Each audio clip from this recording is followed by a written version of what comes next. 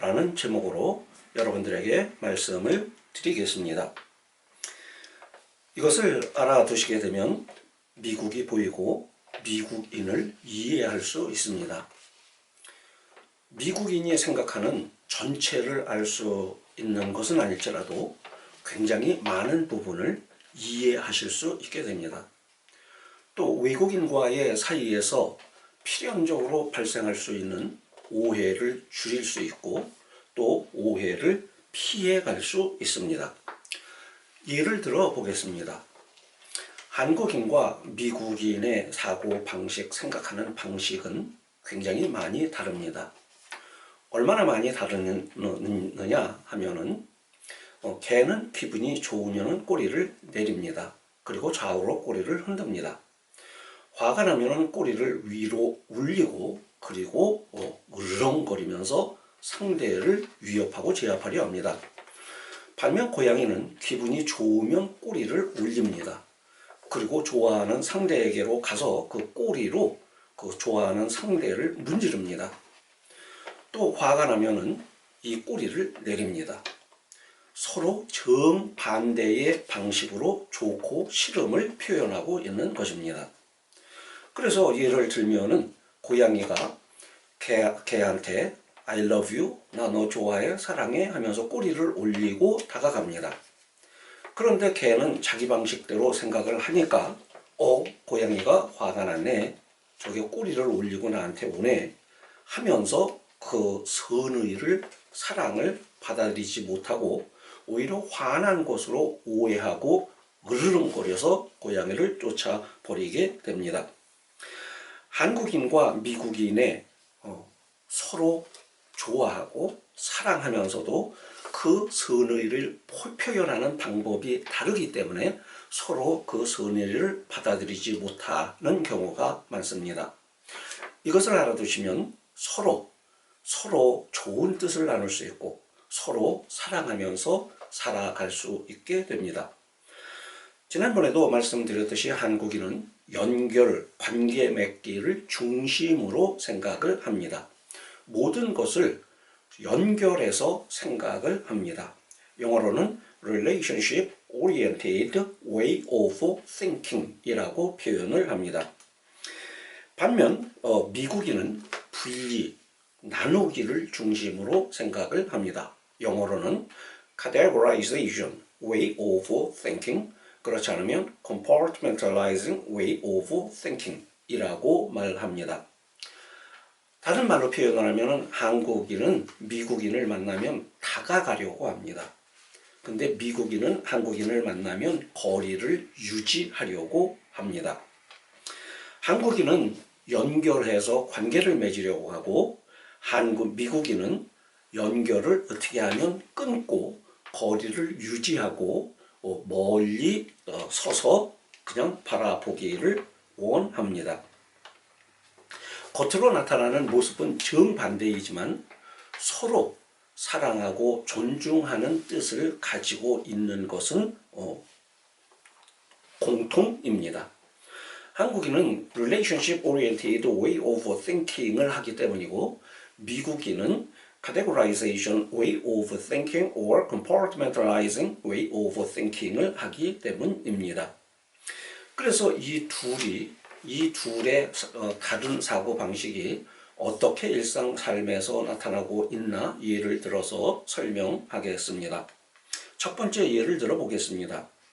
한국 정부는 코로나 장비를 많은 나라에서 요구함에도 불구하고 미국에 우선적으로 다량을 공급하고 있습니다. 일부 한국인들은 한국 정부에서 우리 한국에서 미국을 이렇게 생각해서 미리 먼저 최우선적으로 장비를 공급해 주니까 미국에서도 이것을 생각해서 한미 방위비 협상 등에서 성의를 보일 것으로 기대하고 있습니다. 누이 좋고 매부 좋고 미국도 좋고 한국도 좋고 좋은 일이라고 생각을 합니다. 이 두 가지를 연결을 해서 생각을 하는 것입니다. 미국인은 두 개를 별개의, 전혀 다른 별개의 사건으로 이해를 합니다.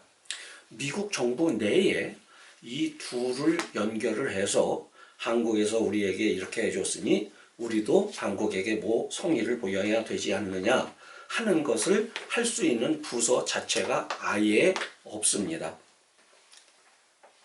영어로는 entirely different matter입니다. 두 번째 이유입니다. 한국 바둑은 바둑 알이 선을 따라서 움직입니다. 한국 장기도 그 장기 알이 선을 따라 움직입니다. 바둑의 경우 바둑 알을 이용하여 선을 누가 더 잘 연결하느냐로 승패를 가립니다. 바둑에서는 한 수의 중요성보다 한 수 한 수를 어떻게 연결하느냐의 중요성이 더 높고 이것에 따라 승패가 결정됩니다. 반면 서양 장기는 칸을 따라서 움직입니다. 장기알 하나하나가 분리되어 움직입니다. 또 장기알 하나하나의 기능이 확실하게 정해져 있습니다. 다른 것과 연결되지 않는 객체, 하나의 객체로서의 기능이 있습니다. 이러한 카갈의 기능을 어떻게 발휘하게 하느냐에 따라서 승패가 결정됩니다. 한쪽은 연결, 한쪽은 분리. 이것이 바둑에도 장기에도 나타납니다. 세 번째 예입니다. 이런 사고방식의 차이는 그 집 구조, 주택 구조에서도 나타납니다. 미국 집에는 한국 집 구조에 비해서 작은 공간이 굉장히 많습니다. 200여 평 되는 집에도 거실이 그다지 크지 않습니다. 그런데 방수, 모양, 용도가 다양하게 많습니다. 거실, 침실, 식당, 사무실, 오락실, 맨스케이프, TV 또는 영화 감상실, 세탁실, 화장실, 옷방. 그래서 각각 하나의 방에서 하나의 기능만 발휘되도록 설계하고 만들어져 있습니다. 미국인의 categorization, compartmentalization이 가옥 구조에 그대로 나타나 있습니다. 옛날 한국 집의 구조는 안방에서 저녁에는 이불을 켜고 잠을 자고 아침에는 이불을 개서 장롱에 넣고 그 다음에 밥을 먹고 또 그 자리에서 가족들과 얘기도 나누고 회의도 하고 윷놀이 같은 게임도 하고 옷도 갈아입고 소위 multi-purpose room, 모든 것을 한 공간에서 다 연결해서 합니다. Relationship oriented way of thinking, 한국인의 이런 생각하는 방식이 집의 구조에 투영되어 있습니다. 현재는 많이 다른 것으로 알고 있습니다. 네 번째 예입니다. 바보라는 말에 해당되는 한국말이 굉장히 많습니다. 그런데 영어에는 바보에 해당하는 단어가 한국에서보다 몇 배는 더 많이 있습니다. 그것도 아주 세밀하게 분리되어 있습니다. idiot, 이거 바보 천치라는 말인데 지능지수가 20에서 30 정도 되는 경우입니다. imbecile, 이거는 idiot보다는 조금 덜 바보, 30에서 40 IQ가 되는 정도입니다.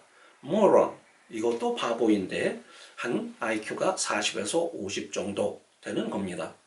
idiot에 비하면 moron은 그래도 꽤 출중한 바보가 되는 것입니다. 그 외에도 foolish, stupid, 아주 많은 단어가 있습니다. 놀라라는 한국말에 해당하는 영어 단어도 다양하게 있습니다.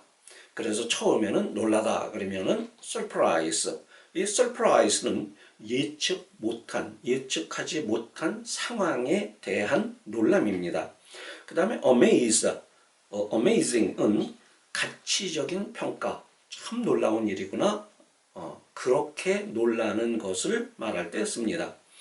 그 다음에 astound, 정신 차리지 못할 만큼 놀라는 현상이 일어났을 때 쓰는 말입니다. 하늘이 무너지는 줄 알았다, 이 정도의 말일 것입니다. 또 astonish는 불가능 일이 일어난 일이 일어났을 때, 즉 하늘이 무너졌을 때 나타나는 놀램을 말하는 단어입니다. 미국인들은 한국인에 비해서 언어를 세분하여서 좀 더 많이 세분하여서 사용합니다. 언어는 머릿속에 있는 생각이 뇌에 어떤 작용을 거쳐서 밖으로 소리로 변환되어 나오는 것입니다. 미국인과의 관계에서 언어가 문제되는 것처럼 보이는 경우가 종종 있습니다. 그러나 문제를 일으키는 가장 중요한 요인은 언어라기보다는 그 언어의 뿌리가 되는 한국인의 머릿속에 또 미국인의 머릿속에 집단 무의식으로 자리 잡고 있는 서로 다른 생각하는 방식입니다. 마음속에서 상대와 상대의 생각하는 방식을 존중해 주면 말이 잘못 나와도 서로 그 마음을 알고 서로 이해할 수 있게 됩니다. 그럼 한국인과 미국인은 서로 어떻게 하는 것이 좋은 것일까요? 첫째는 서로가 선의를 가지고 있다는 것을 알고 인정해야 합니다. 한국인은 미국인을 좋아합니다. 미국인도 한국인을 좋아합니다. 굉장히 사랑합니다. 둘째, 사랑하는 방식, 표현하는 방식이 서로 같지 않다는 것을 이해하고 상대방의 방식을 존중해 주어야 합니다. 즉 상대가 자기를 친구로 여기는지 비즈니스 파트너로 여기는지 패밀리 프렌드로 여기는지를 살펴보고 그 결정을 존중해 주어야 됩니다. 상대가 나를 친구로 생각하면 나를 친구로 생각하는구나. 비즈니스 파트너는 아니구나. 라고 그렇게 나를 분류했다면 그 결정을 존중해 주어야 합니다. 또 한국인의 입장에서도 미국인을 어떻게 분류하고 대할 것인가를 결정하는 것이 상대방을 존중하는 것이고 또 상대방이 그 한국인을 대하는데 편리한 점이 됩니다. 너는 나의 친구라든지 너는 나의 비즈니스 파트너라고 하든지 패밀리 프렌드라고 이렇게 해주면 미국인도 한국인을 방식을 존중합니다.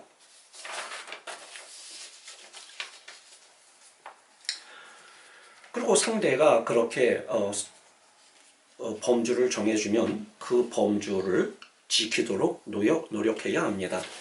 상대가 나를 비즈니스 파트너로 규정을 했다. 그리고 거리를 유지한다 하더라도 그것을 상대를 존경해서 가는 것이지 상대를 무시해서 그러는 것이 아님을 알아야 합니다.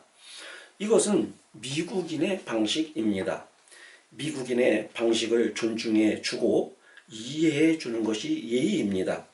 그렇지만 미국인의 방식으로만 인간관계를 맺어가고 일을 처리하라는 것은 아닙니다.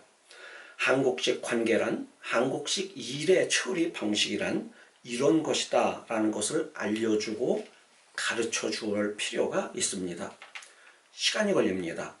그리고 한국식 관계를 한번 맺어보자. 한국식 비즈니스를 한번. 미국 사람 10 중 8은 한국식 인간관계를 좋아하고 아주 받아들입니다. 그래서 그렇게 말할 것입니다. 당신이 나이가 많으니까 형님 하시지요. 형님 오늘 제가 술 한잔 쏘겠습니다. 구독, 신청 감사드립니다. Thanks for watching.